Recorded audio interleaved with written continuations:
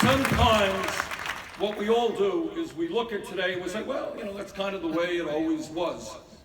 That's not the case. Ideas that just a few years ago seemed radical and unattainable are now today widely supported, and in fact, some of them are being implemented as we speak.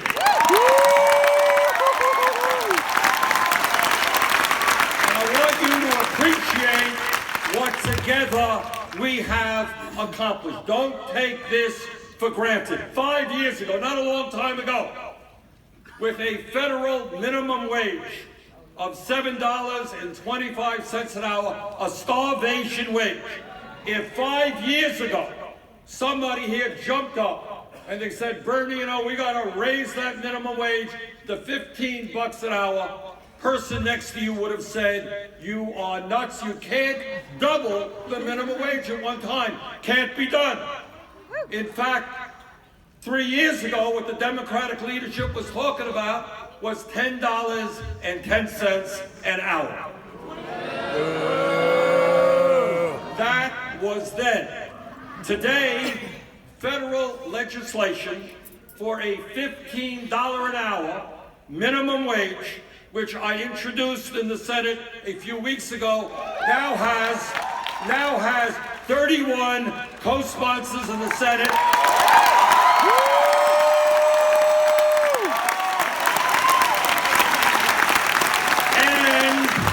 And 155 co-sponsors in the House of Representatives.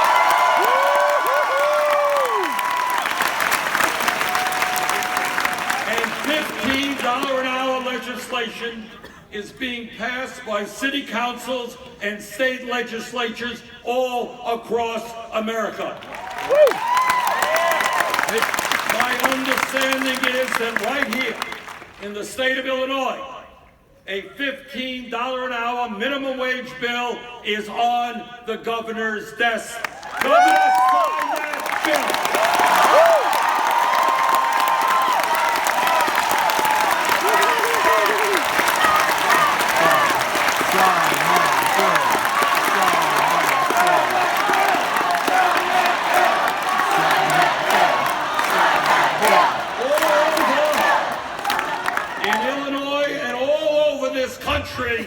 The working people of this nation need a raise.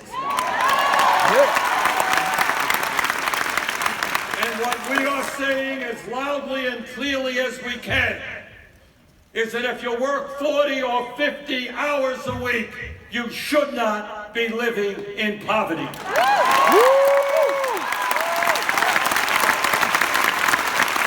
But it's not just the minimum wage and the fight for 15.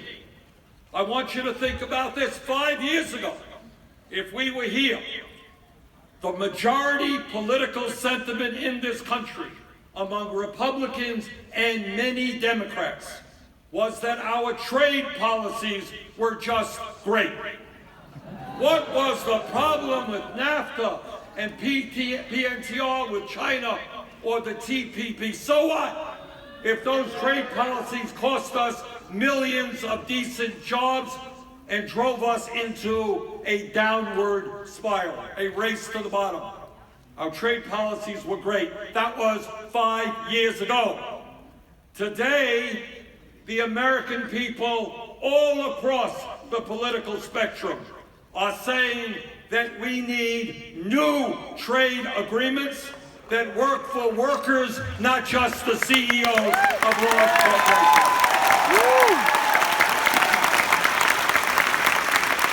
And I want to thank all of you for creating the movement that defeated the Trans-Pacific Partnership.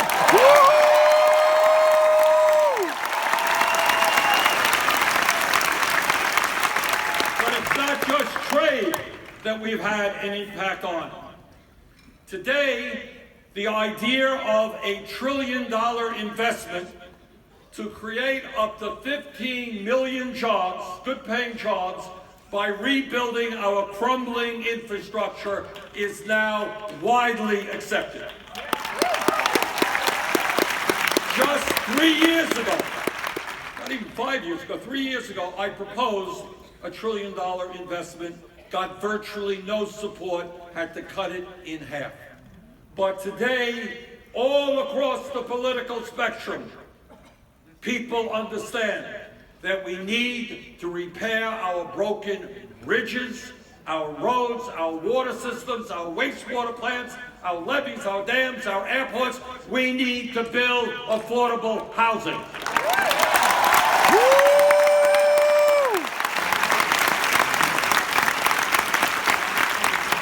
5 years ago, you talked about paid family and medical leave. People didn't even know what you were talking about. But today, not only is support growing for paid family and medical leave, but the very radical concept that women in the year 2017 should not be paid 79 cents on the dollar, that we need equal pay for equal work, that's also wrong.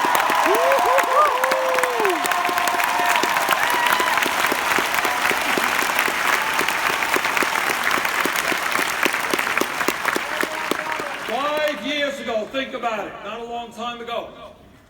5 years ago, there was almost no discussion about making public colleges and universities tuition free. Today, all across this country, people understand that in a highly competitive global economy, it is insane that hundreds of thousands of bright young people cannot afford to go to college, and that many of you have left school deeply, deeply in debt.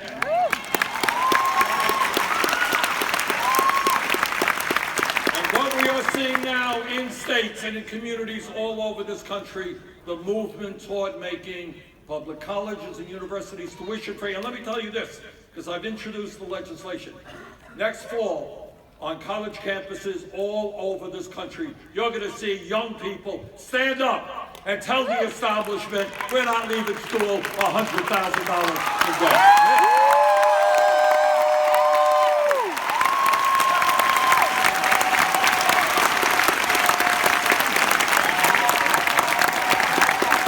Think back 5 years ago. There was at that point widespread belief that the Affordable Care Act, so-called Obamacare, was about as far as we could go as a nation in healthcare. That's about it. Passed Obamacare, can't do anymore. Today, as you know, that view is radically changing. Nurses, thank you.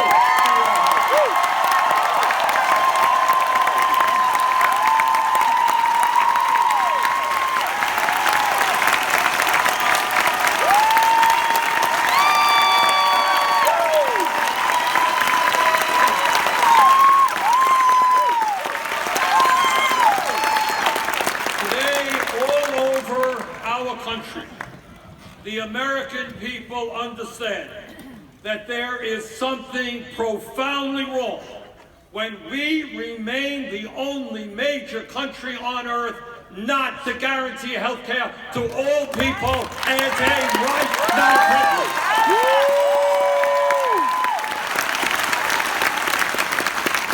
And there is also something profoundly wrong when millions of Americans cannot afford the prescription drugs that their doctors prescribe.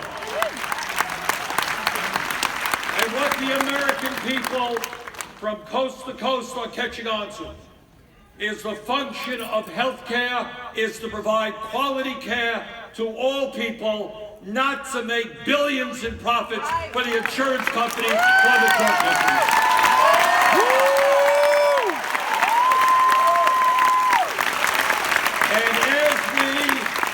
As we sit here tonight, the California State Senate has passed single payer.